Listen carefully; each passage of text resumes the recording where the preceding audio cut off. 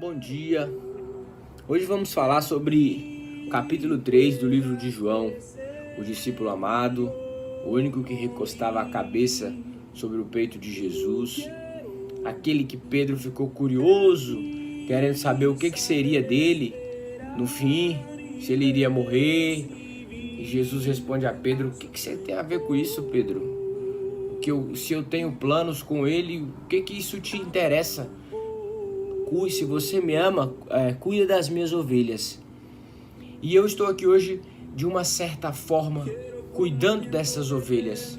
Apesar de não ser Pedro, apesar de não ter sido ungido como pastor, mas pelo menos para o grupo da minha faixa etária, ou para os mais jovens que eu não quero parecer arrogante, sabe?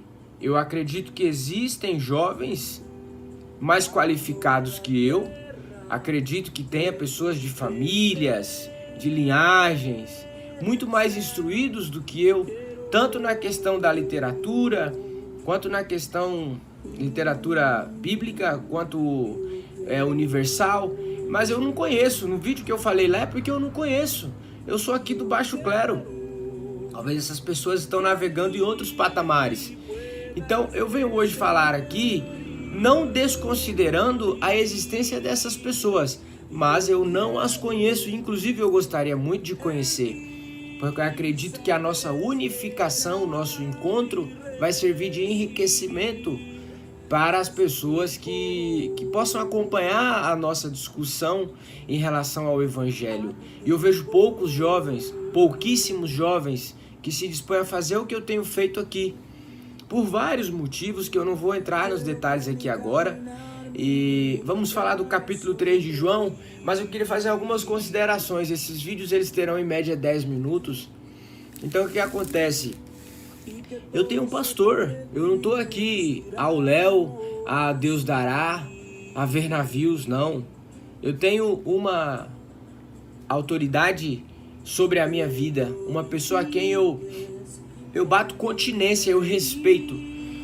Eu preciso honrar isso, porque a Bíblia diz assim que Deus deu uns para apóstolos, uns para doutores, outros para pastores, outros para mestres, querendo o aperfeiçoamento do ensino.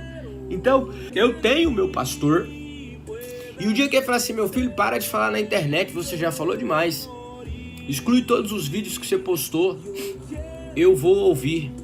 E se algum dia eu achar que por algum motivo também não tá bom pra mim ali, eu chego e falo: pastor, ore por mim. Eu vou pra outra igreja, ou eu vou pra outro ministério. Eu sou livre, mas sempre respeitando, sempre reconhecendo a minha submissão a quem Deus constituiu e a quem tá muito tempo a caminhada desses homens. Eu tenho que respeitar. Eu não sou nada. Não é falsa modéstia, é porque a história mostra que eles são dignos dessa honra pelo trabalho construído. Mas eu estou começando de leve, pouquinho, tudo tem um começo. E eu gostaria muito que você ficasse até o final, que você acompanhasse, para que você possa ser abençoado por esta palavra. O capítulo 3 do livro de João, ele vai falar de um encontro entre Jesus e um príncipe dos fariseus chamado Nicodemos. Um homem que tinha vergonha de aparecer publicamente, talvez pelo seu status, porque Jesus ele não era um homem muito bom para andar. Ele não era uma boa companhia, porque ele andava com prostituta, ele andava com os bêbados, ele andava com os marginalizados.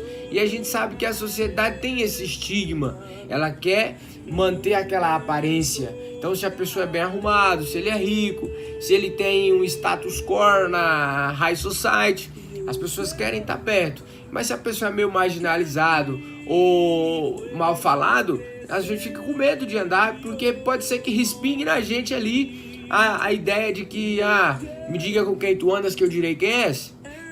Então Nicodemos foi ali meio na calada na noite para conversar com Jesus.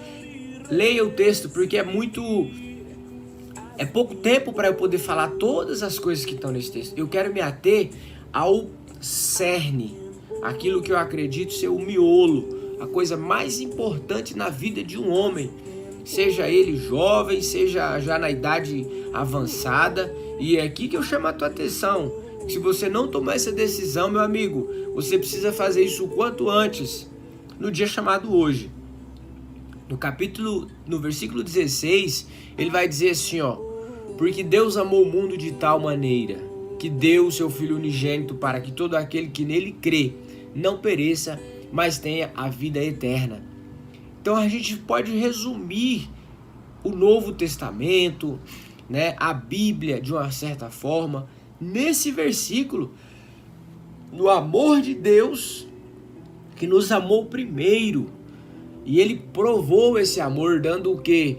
O melhor que ele tinha. Às vezes eu fico vendo pessoas dizer assim, ou amigo, ou qualquer relacionamento que seja, dizendo que ama. João diz: não ameis somente de língua, que é aquele cara que fica assim, enchendo o teu ouvido de açúcar, batendo no teu ombro, e quando você olha para trás, você fala: o que essa pessoa fez por mim? Ele me ajudou a limpar um quintal, ele me ajudou a forrar a cama, ele me ajudou, sei lá, trocar a fralda do meu filho, alguma coisa, cara. Se você não tem atitude, a palavra, a fé sem obra é morta.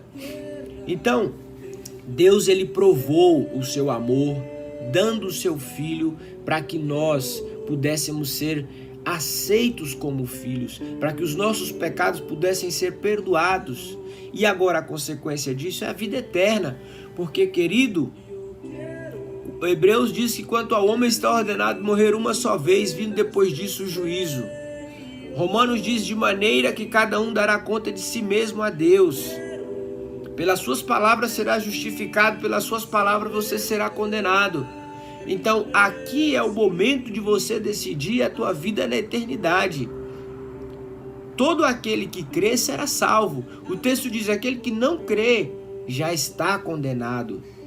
E a condenação, por mais que ninguém foi e voltou, mas a Bíblia também descreve que o fogo nunca apaga, que o bicho nunca morre, que é um lugar de tormento. Existem outras linhas teológicas, religiões que pregam coisa diferente, mas eu não acredito. Eu estou falando para você do que eu acredito, que o inferno é um lugar terrível. Eu não quero nem vou para lá, e eu não sirvo a Jesus por medo de inferno, não. Tem uma frase que diz assim: os que trabalham para o Senhor, a recompensa dessas pessoas é a de um dia o havê-lo conhecido, porque hoje eu desfruto de paz, eu desfruto de segurança, de confiança em Deus. Eu tenho inúmeros problemas, mas eu sei que eu não posso medir a minha vida por esses problemas, nem pelas minhas ansiedades. Olha só o que o texto diz: não estejais inquietos por coisa alguma, antes as vossas petições sejam em tudo conhecidas diante de Deus, com orações e súplicas. Então eu aprendi isso, a lançar, a jogar sobre ele toda a minha ansiedade, todo o meu medo, toda a minha angústia, sem precisar recorrer a antidepressivos, não também desconsiderando a necessidade que é para aqueles que passam por uma enfermidade, por um transtorno, por uma alteração na produção, na captação, na distribuição. Mas eu não preciso disso hoje, graças a Deus. Não uso drogas, não uso bebidas alcoólicas, não tenho vícios. Por quê? Porque eu fui liberto por essa palavra. Jesus disse: conhecereis a verdade, e a verdade vos libertará. Se o Filho vos libertar, verdadeiramente sereis livres. Então é essa liberdade que eu prego para você hoje. Não é libertinagem, é liberdade, é segurança, é paz, é confiança, é autoestima para enfrentar os problemas, sabendo que existe uma vida eterna. E para a gente concluir, você vai ler o capítulo 3 de João, vai tirar suas conclusões. Mas existe um texto que Paulo escreve dizendo assim, ó: aquilo que o olho não viu, o ouvido não ouviu, e nem subiu ao coração de homem algum, são as coisas que Deus já tem preparadas. Ele não vai arrumar banquete nem nada para a gente, já está preparado para aqueles que o amam. Então, meu amigo, aceite Jesus como Salvador da tua vida. Não importa o que você cometeu, não importa. Ele perdoa os teus pecados, Ele cura as tuas feridas. É Ele que tem, a Bíblia diz assim: se confessarmos os nossos pecados, o seu sangue nos purifica de todo pecado e de toda injustiça. Ore por mim, eu vou estar orando por você. Que Deus nos abençoe no dia de hoje. E não se esqueça da vida eterna. Um forte abraço, God bless you.